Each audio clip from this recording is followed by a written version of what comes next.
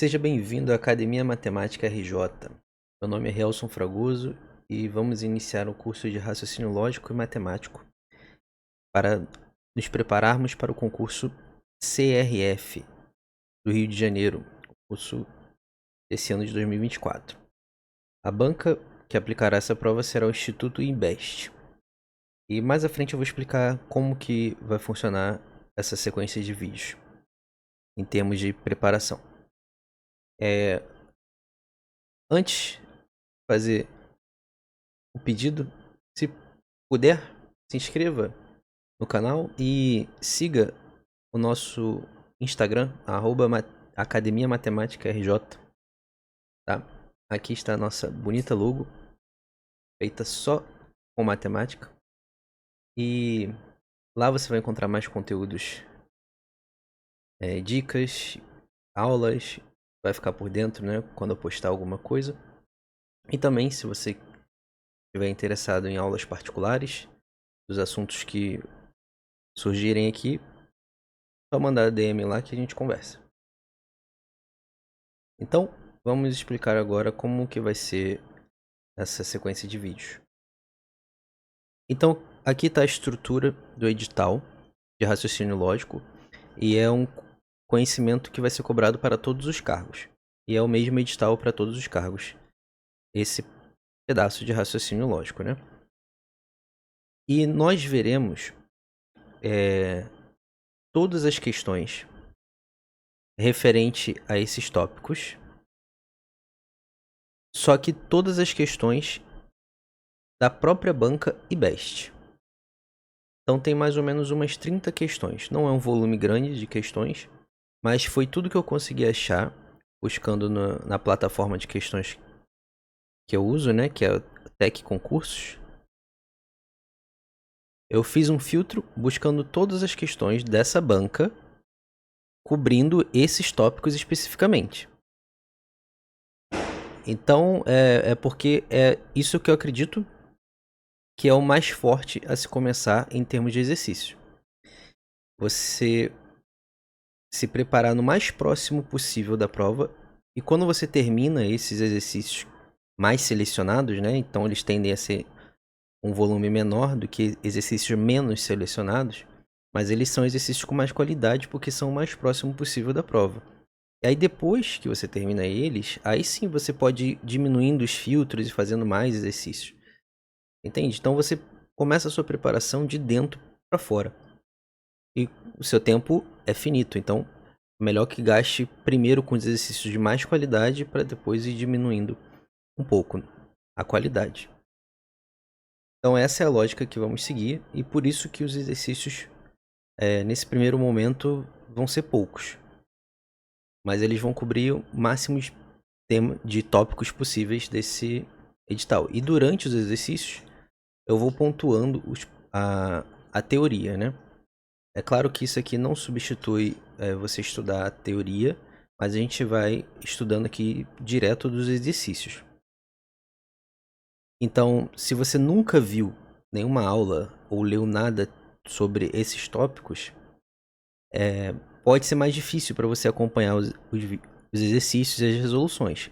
Mas não é impossível que você consiga aprender já vendo direto. É mais difícil. Mas se você viu, ainda ficou na dúvida e ficou travado, quando você for para a teoria para destravar, essa busca vai ser muito mais eficiente, porque você já tem uma ideia do que esperar. É diferente quando você vai para teoria com zero conhecimento. Então, há um benefício também de você primeiro ir para o exercício e depois para a teoria. Meio que você já fosse com um drive instalado ali para buscar uma informação específica. Então é isso. Bora pro vídeo. Nossa primeira questão, embora aqui esteja 6, é que eu separei uma lista. Eu vou até disponibilizar o PDF dessa lista de exercícios. Só que a ordem que tá lá, eu não achei muito boa. Eu acho primeiro melhor começar por questões de conjuntos e depois seguir para as outras. Em um show de rock, 60 fãs usam camisetas de bandas. 40 usam bonés de bandas e 30 usam ambos. Quantos fãs usam pelo menos uma das duas opções? Se pelo menos uma das duas, já dá uma ideia de união, de conjuntos. Então eu tenho um conjunto da galera que usa a camiseta e tem um conjunto da galera que usa boné. E aí ele me deu uma interseção desses dois conjuntos. O número de elementos dessa interseção, né? Então essa questão tá fácil quando a gente desenha. Então aqui eu tenho o conjunto das camisetas, dos que usam camisetas e dos que usam boné.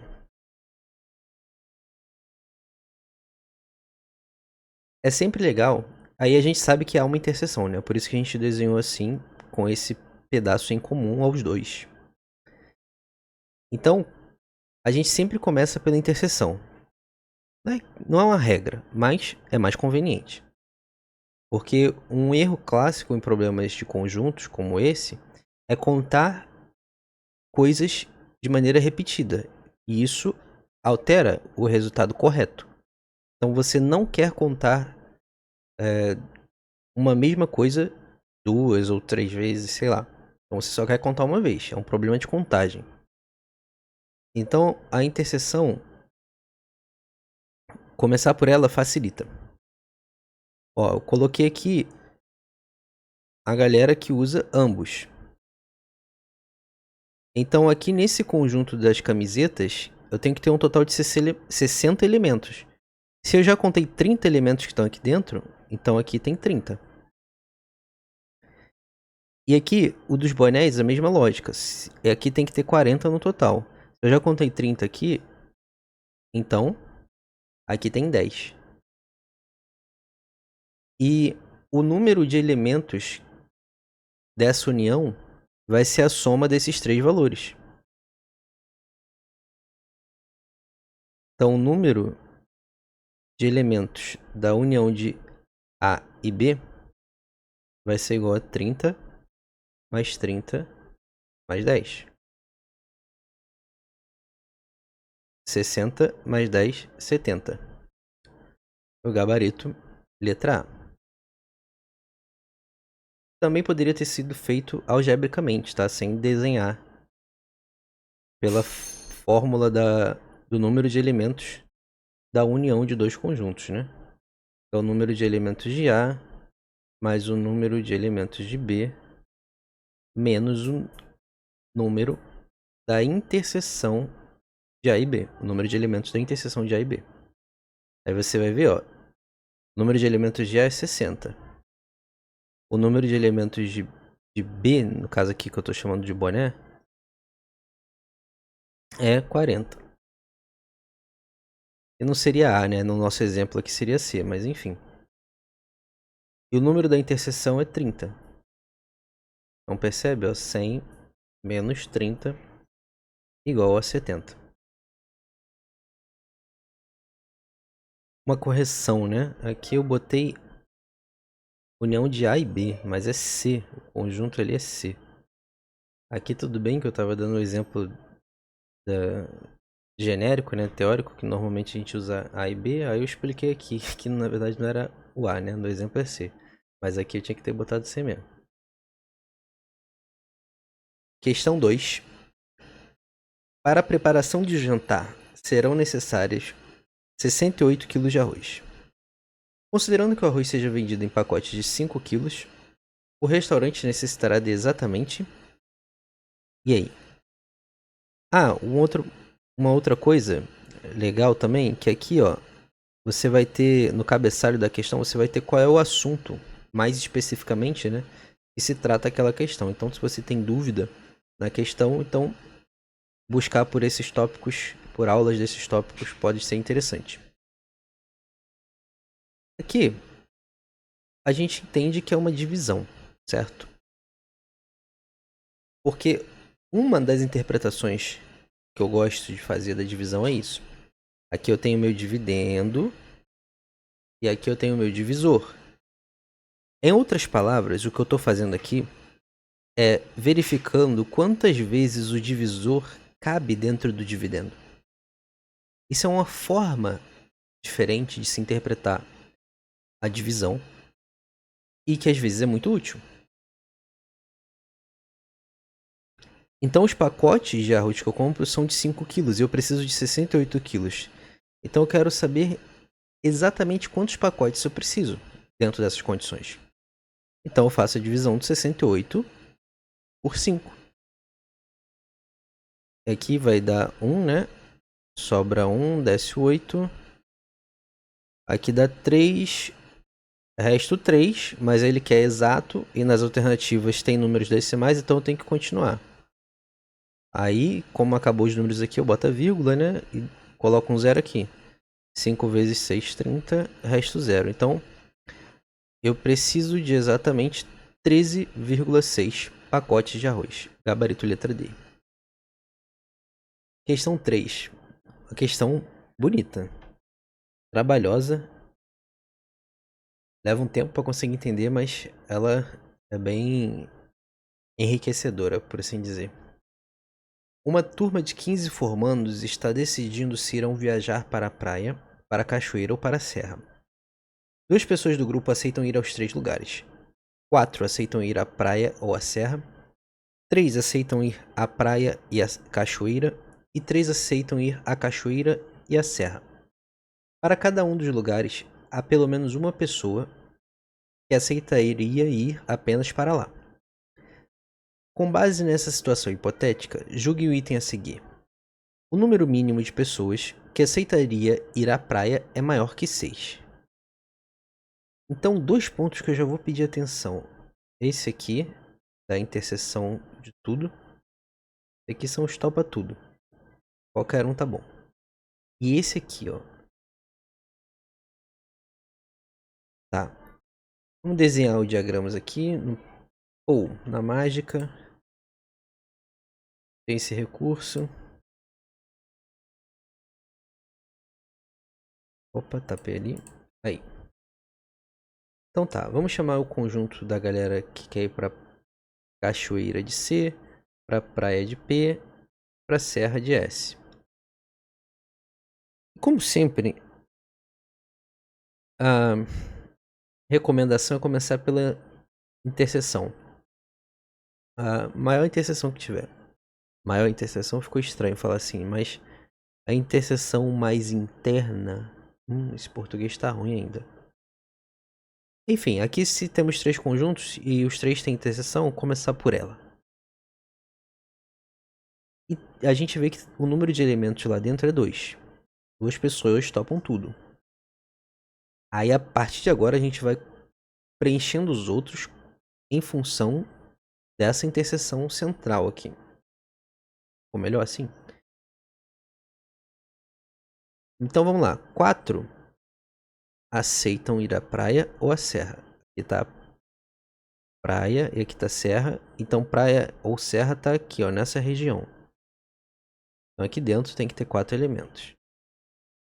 A gente já contou 2, então faltam 2 só. 3 aceitam ir à praia e à cachoeira. Esse E é ruim, né? Porque a gente com costume de questão de conjuntos, conectivo E dá uma ideia diferente do conectivo OU, mas aqui com o mesmo sentido do OU. Mas tudo bem. Então, praia e cachoeira. Onde é que tá essa galera? Aqui, ó, nessa região. Tem que ter quantos? 3. Já tem 2, então falta 1. E 3 aceitam ir cachoeira e a serra. E é nessa região aqui, ó, no diagrama. Então essa questão aqui trabalha... Aqui é 1, né? Essa questão trabalha diagramas lógicos, dedução e interpretação, né, e raciocínio lógico.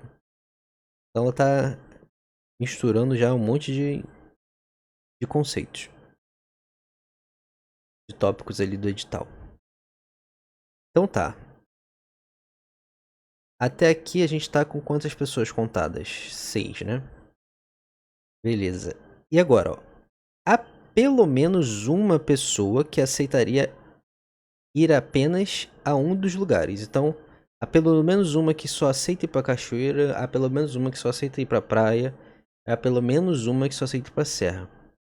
Aí, aí você vê, né? O pelo menos tá complicando um pouco a interpretação da coisa. Então, como é que eu vou representar aqui se eu não sei exatamente quantos são que querem apenas cachoeira, que querem apenas praia? Eu vou colocar o 1 aqui em cada um, porque eu sei que há pelo menos um. E olha o ponto-chave. Aqui é uma questão que eu tenho que trabalhar com as informações que me foram dadas para concluir o que essas informações permitem concluir. Então eu tenho que trabalhar considerando esse mínimo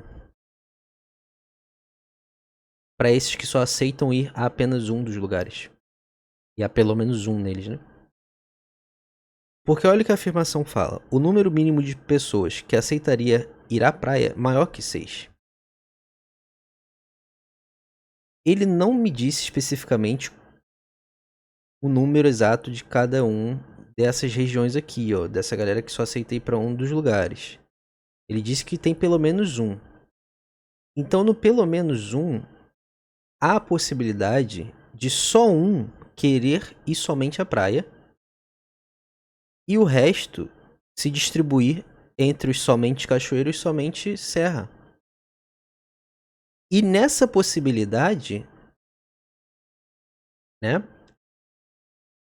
o número de pessoas garantido que querem ir à praia é igual a 6.